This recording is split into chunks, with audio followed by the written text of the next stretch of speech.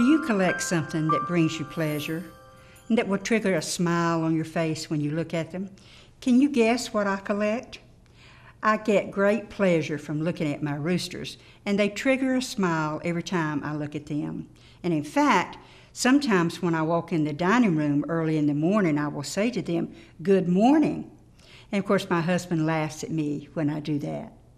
I want to welcome you to Gray Hair Talking, and I want you to learn a little bit about roosters as we look at the dawn of a new day.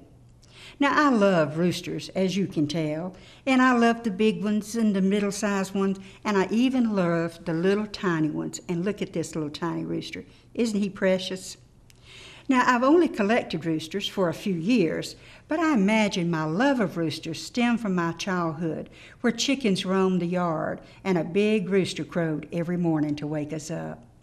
I did a Google search to find out a little more about roosters, and I found an article by David Gardner who explains the symbolic charm of the rooster in many cultures.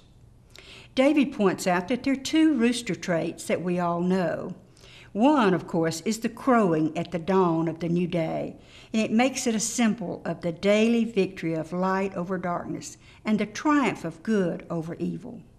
Another trait that we all recognize, of course, is the red comb.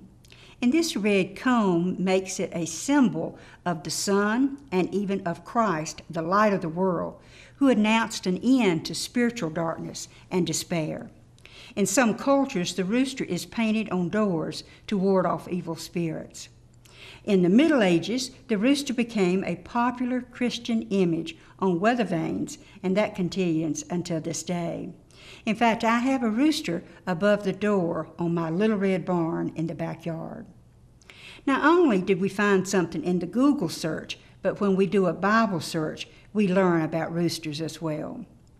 We find the words of Jesus in Matthew 26 and Mark 14 and Luke 22, where we can trace the source of the symbol of the rooster back to the first century. You see, in these three Gospels, we read Jesus' prediction that the Apostle Peter would deny him before the rooster crowed, and in fact, Peter did just that. He denied Christ. The crowing of the rooster at the dawn of a new day has made it an emblem of the Christian's attitude of watchfulness and readiness for the sudden return of Christ, the resurrection of the dead, and the final judgment of mankind. Now, in this modern day, we should consider ourselves lucky if we get to hear a rooster crow. Clearly, we all need a little rooster in our lives. This is Rachel Solomon, hoping the dawn of every new day will remind us to be watchful, looking for Christ's return, and ready for the judgment day. And I am sending you blessings from Gray Hair Talking.